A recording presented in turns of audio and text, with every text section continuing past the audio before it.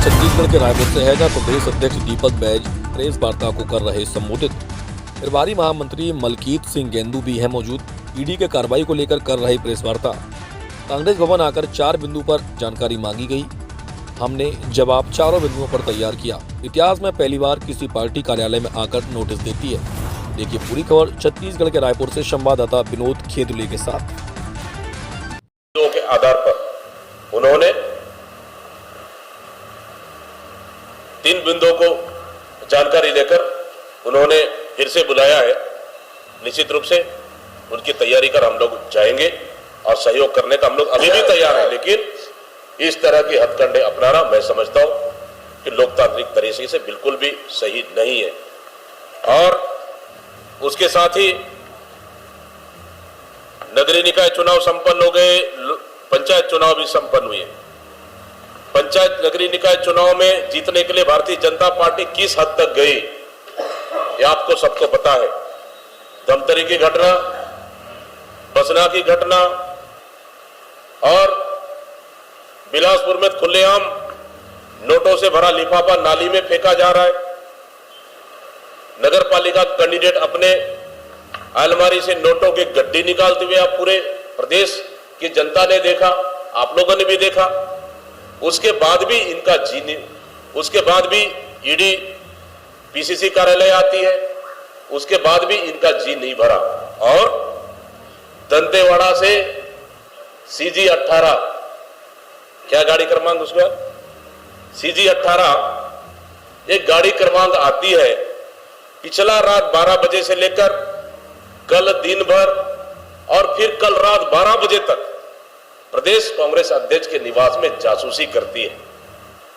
वहां TI rank का अधिकारी, एक सब इंस्पेक्टर, सिपाही आते हैं और 24 घंटा जासूसी करते हैं। आखिर क्यों, ऐसी क्या आवश्यकता पड़ी कि प्रदेश कांग्रेस के अध्यक्ष के निवास में घर के गेट के लेफ्ट और राइट दोनों साइड खड़े होकर आप जासूसी करते हैं? क्यों? जब हम लोगों ने, मुझे दिन से पता था कि गाड़ी आई है और घर के बाहर जासूसी कर रही, लेकिन व्यस्तता की वजह से मैंने इग्नोर कर दिया। लेकिन जब रात को हम लोगों ने पुनः देखा कि गाड़ी आसपास ही घूम रही है, फिर स्वयं हम लोग कार्यकर्ताओं के साथ गए और गाड़ी को हम लोगों ने, खड़ी गाड़ी को हम लोगों ने देखे और पूछा ये गाड़ी सीजी 18 गाड़ी यहां क्या कर रही है? उनके पास कोई जवाब नहीं था। और हम ऐसे ही आए हैं, कुछ काम नहीं है। फिर हमने कहा कौन भेजा है आपको? एडिशनल एसपी ने भेजा है। मैंने एडिशनल एसपी को फोन किया, आप क्यों भेजे, किस लिए भेजे? उनके पास कोई जवाब नहीं।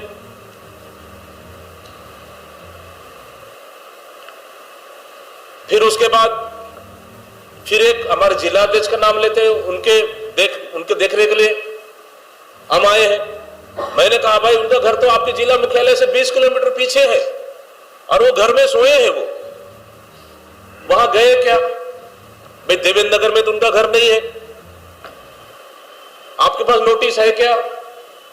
तो गिरफ्तारी वारंट है क्या, या कोई नोटिस है क्या? उनको देखे खोज रहे, उनके पास वो भी नहीं, न उनका घर भी नहीं। मतलब सोच सकते हैं, मतलब सोच लीजिए कि प्रदेश अध्यक्ष के घर में कौन चुनाव जीता हुआ जनप्रतिनिधि आ रहे हैं, जिला पंचायत के मेंबर, जनपद के सदस्य आ रहे हैं, उन पे निगरानी रखो। मैं तो समझता हूं सिर्फ दंतेवाड़ा जिला के एडिशनल एसपी आखिर किसके इशारे पे काम कर रहे हैं? सबसे बड़ा मेरा सवाल, दंतेवाड़ा के एडिशनल एसपी किसके इशारे पे काम कर रहे हैं? क्या भारतीय जनता पार्टी और सरकार के एजेंट बनकर काम कर रहे हैं? उस दिन भी मैंने कहा कि कलेक्टर और एसपी और बहुत पुलिस प्रशासन पूरी तरह से सरकार की एजेंट की तरह काम कर रही है कि जनपदों में कांग्रेस के चुने हुए जनपद सदस्यों को डराओ, धमकाओ, उठाओ, बंदूक की नोक पर ले जाओ और जनपद अध्यक्ष बनाओ भाजपा का।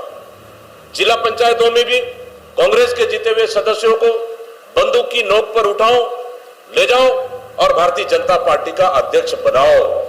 मैंने तो कहा था ना उस दिन कि फॉर्च्यूनर का ऑफर चल रहा है, इनोवा का ऑफर चल रहा है, स्कॉर्पियो का ऑफर चल रहा है, पैसे का खुलेआम ऑफर चल रहा है। उस दिन मैंने कहा था, और पुलिस प्रशासन और कलेक्टर एसपी भी एजेंट की तरह काम कर रहे हैं। ये कल साबित हुआ। हम बिना तथ्य का आरोप नहीं लगा रहे, तथ्यात्मक है। हमने गाड़ी को पकड़ा है, हमारे कार्यकर्ताओं ने गाड़ी को पकड़ा है, और मीडिया के साथ ही आप भी उपस्थित रहे। पूरी प्रदेश की जनता ने देखा कि लोकतंत्र को कुचलने के लिए भारतीय जनता पार्टी की सरकार किस हद तक जा सकती है। इससे बड़ा उदाहरण नहीं हो सकता। आदरणीय साथियों, हमने भी 5 साल सरकार चलाई, हमारी कांग्रेस की सरकार थी। नगरीय निकाय चुनाव फेयर हमारी सरकार ने किया, बैलेट पेपर से कहीं कोई दिक्कतें नहीं आई। जो चुनाव जीता वो भी संतुष्ट, जो चुनाव हार गया वो भी संतुष्ट, और जनता भी संतुष्ट। लेकिन इस सरकार में कोई पारदर्शिता नहीं है। और उसके बाद पंचायत चुनाव भी बैलेट पेपर से हुए, कहीं कोई दिक्कत नहीं है, कहीं कोई दादागिरी नहीं। जिसको जनता ने चुन लिया, किसी नगर पंचायत, नगर पालिका, किसी जनपद, किसी जिला पंचायत में अगर भारतीय जनता पार्टी का चुन के आ गया तो भी सरकार ने स्वागत किया उनका। बंदूक की नोक पर हम लोग डराने धमकाने का काम नहीं किए, जो ये सरकार कर रही है। आदरणीय साथियों, सबसे बड़ा लोकतंत्र के लिए सबसे बड़ा घातक है। बंदूक की नोक पर ये सरकार चुनाव जीतना चाहती है, जबकि लोकतंत्र में ऐसा संभव नहीं है। इसलिए मैं आपसे कहना चाह रहा हूं, इसलिए मैं पूछ रहा हूं कि आखिर किसके इशारे पे एडिशनल एसपी दंतेवाड़ा, टीआई और उनके अधिकारियों, कुछ अधिकारी और सिपाहियों को यहां भेजा? क्यों भेजे? उसका जिम्मेदार कौन है?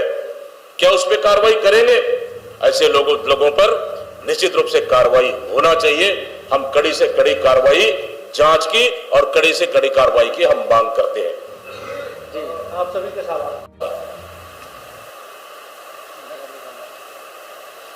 आखिर किस चीज की डर? क्यों डरे हुए हो? क्यों घबराए हुए हो?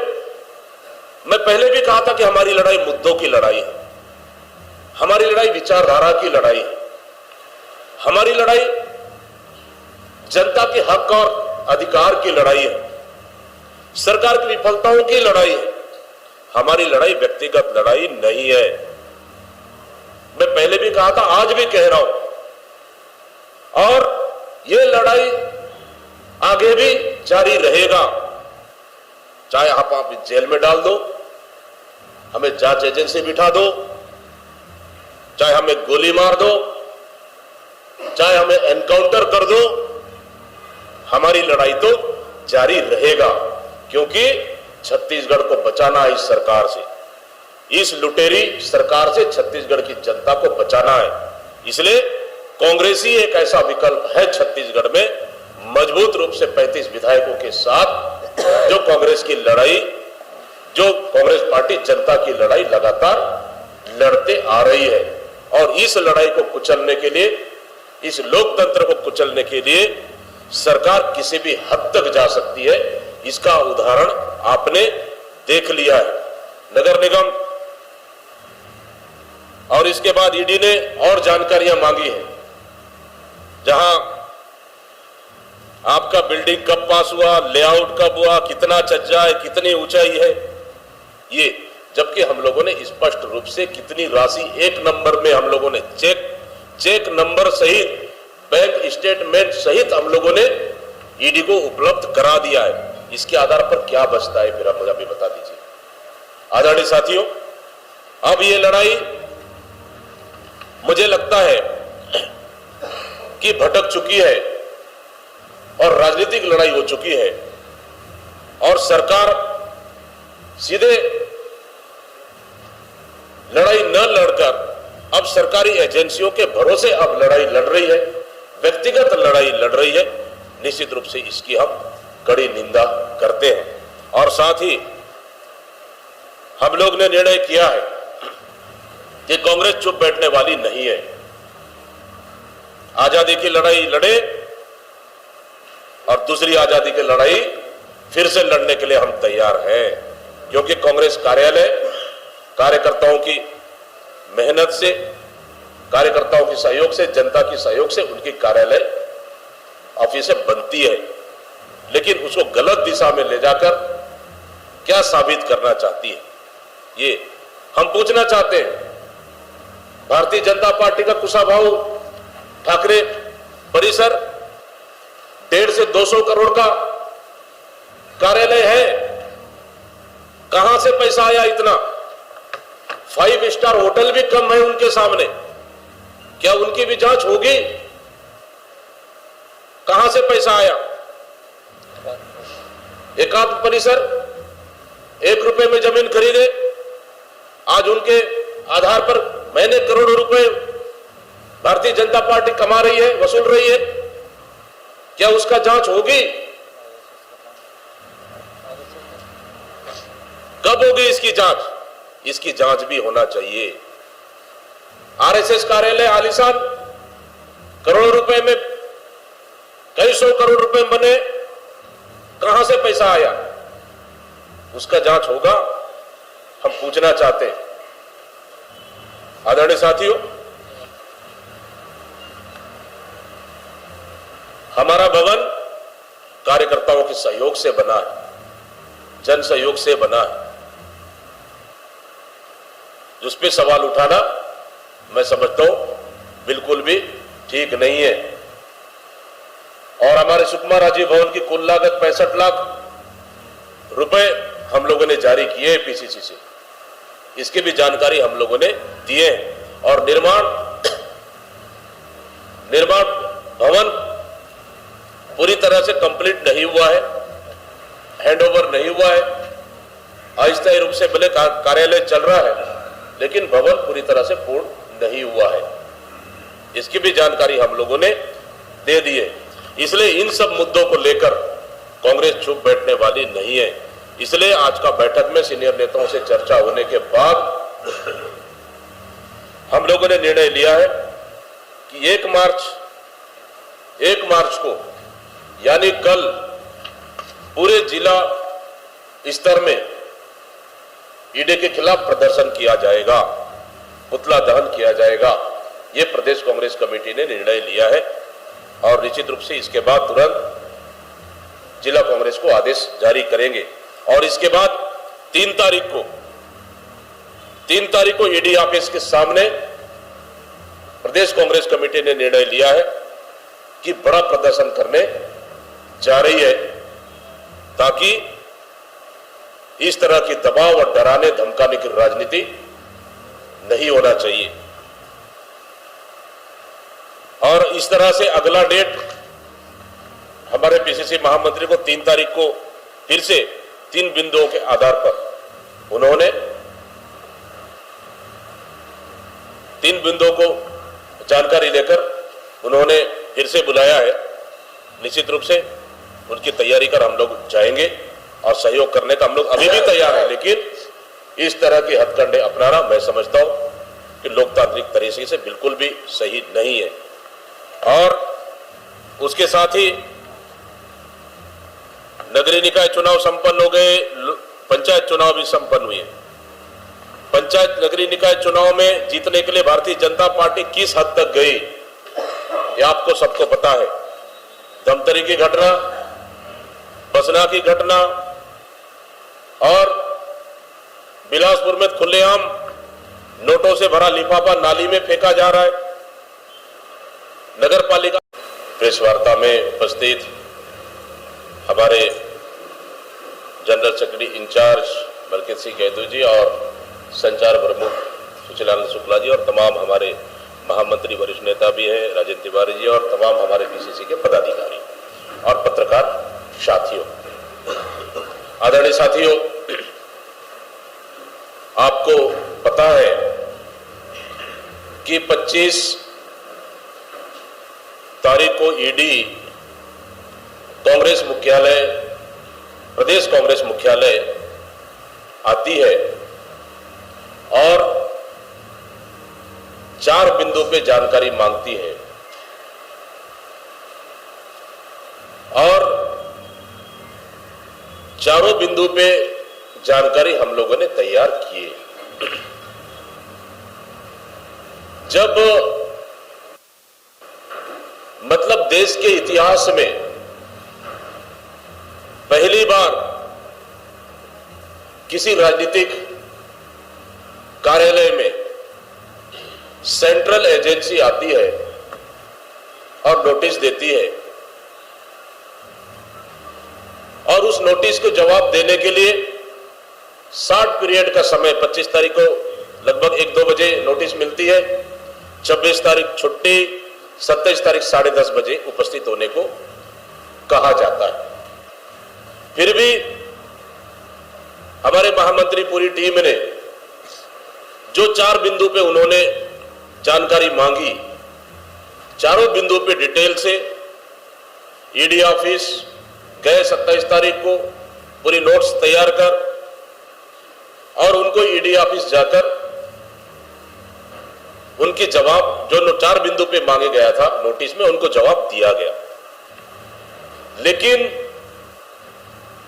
सवाल यह है कि जब नोटिस दिया गया वहां पे, तो हमारे प्रदेश के महामंत्री इंचार्ज को, प्रभारी को सवेरे 10:30 बजे से लेकर 7:30 बजे रात तक 9 घंटे के बिठा के रखा गया, जबकि और पूछताछ की गई, कथन लिया गया, जबकि स्पष्ट रूप से जो 4 बिंदु पे जानकारी मांगी गई थी, स्पष्ट रूप से जानकारी उपलब्ध करा दिया गया।